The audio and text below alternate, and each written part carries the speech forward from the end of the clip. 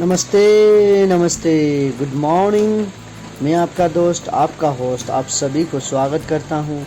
Justification by faith and evangelistic media ministry प्रस्तुत करता है दैनिक वचन बचना और बचाना में।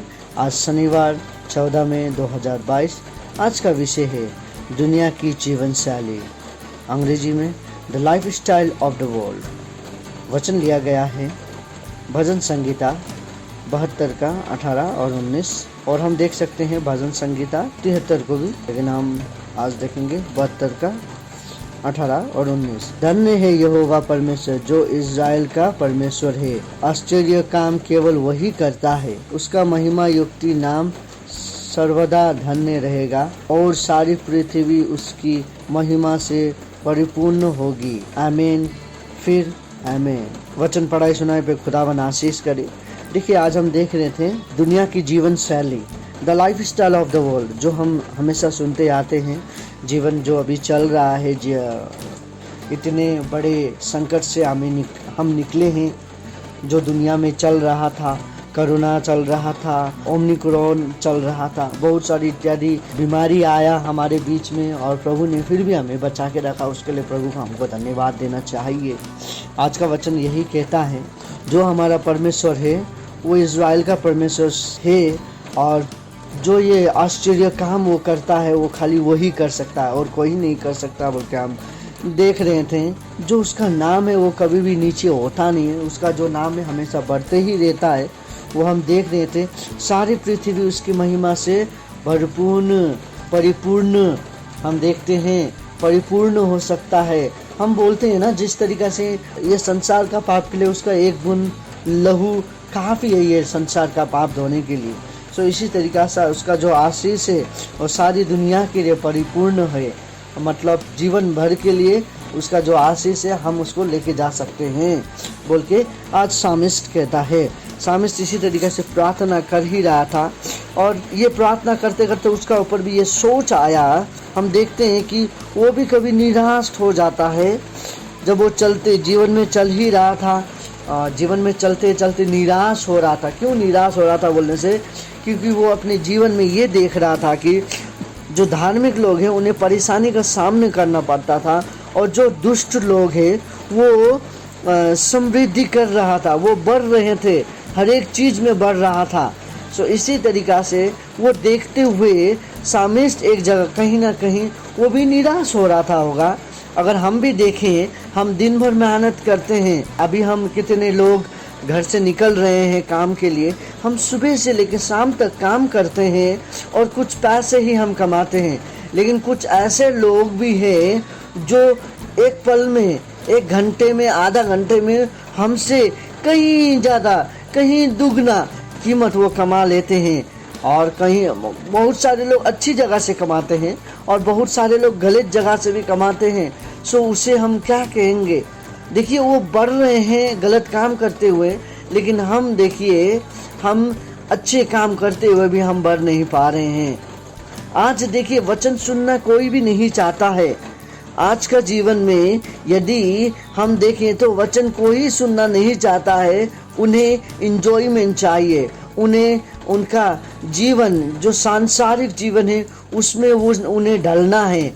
वो सांसारिक में इतने डूब चुके हैं कि हम विश्वासी लोग हैं और हमारा जो चाल चलन है वो अलग होना चाहिए बोल के उन्हें मालूम नहीं है। इसीलिए हम देखते हैं कि जो दुष्ट लोग हैं वो प्रॉस्पर क्यों होते हैं, उन्हें क्यों प्रॉस्पर होते हैं। हम देखते हैं उन्हें कल का चिंता नहीं होता है, उन्हें लोग क्या कहेंगे उन्हें वो चीज़ का परेशानी नहीं होता, समाज क्या कहेगा उन्हें वो चीज़ का परेशानी नहीं होता है।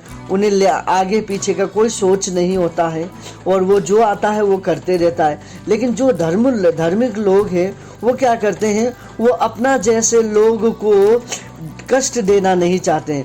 जो धार्मिक लोग हैं वो गलत काम नहीं करना चाहते हैं ताकि उनका परिवार वो गलत काम ना सीखे। वो गलत काम से जो कमाई आता है वो उनके परिवार में यूज ना हो बोल के वो चाहते हैं, प्रभु का मार्ग पर वो चलना चाहते हैं। इसी तरीक़ा से धार्मिक लोग तो गलत काम वो नहीं करते हैं।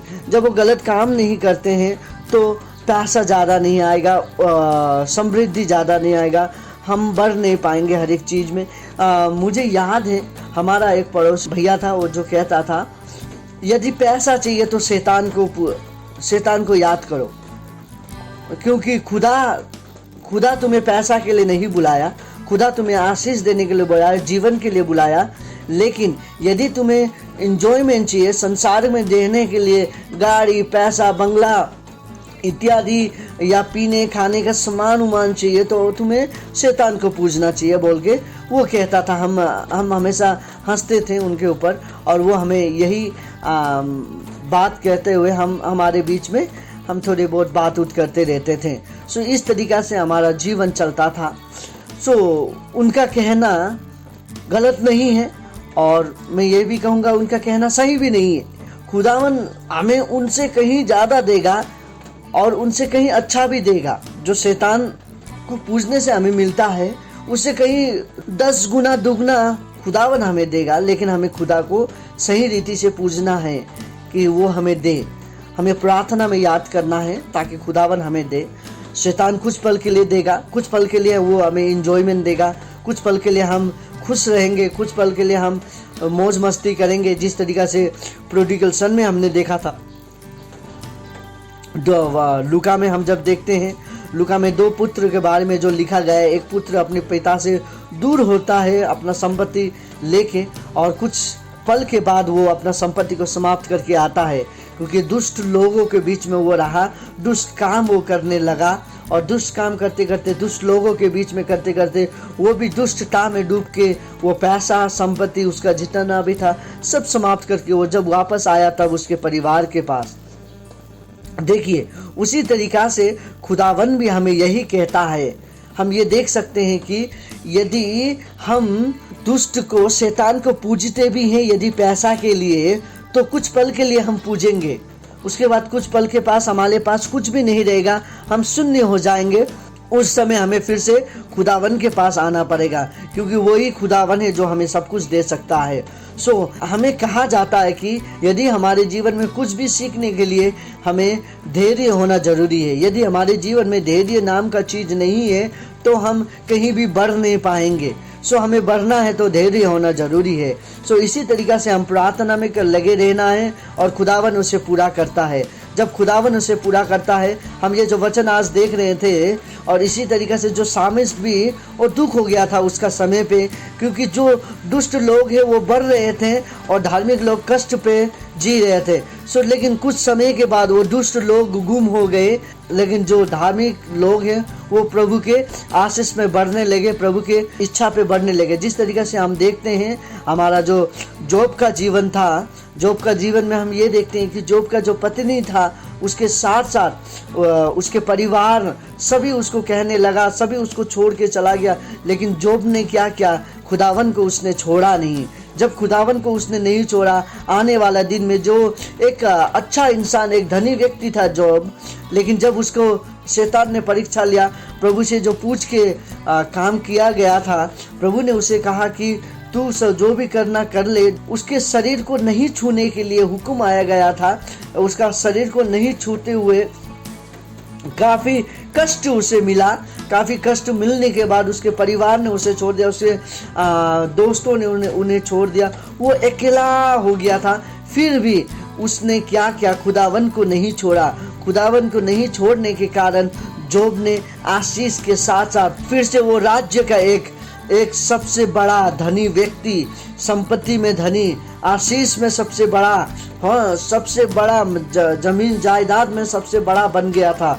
उसी तरीक़ा से जब हम खुदावन में रहते रहेंगे, कहीं काफ़ी समय पे हमें परीक्षाएं आएगा, लेकिन उस परीक्षा में हमें पास होना है, ताकि जब वो परीक्षा में हम पास होकर आएंगे तो हमारा जो रिजल्ट है वो अच्छा होगा, वो खुदावन के साथ होगा, खुदावन के आशीष के साथ होगा। और जब खुदावन के आशीष हमारे बीच में आएंगे तब हम जीवन भर में आशीष लेके चलते रहेंगे, और हमारे साथ वालों के लिए भी वो आशीष रहेगा। जब खुदावन का आशीष रहेगा, दुष्ट का आशीष हमें नहीं मिलेगा, हमें दुष्ट का आशीष में हम नहीं रह पाएंगे, क्योंकि खुदावन का आशीष सबसे बड़ा आशीष है।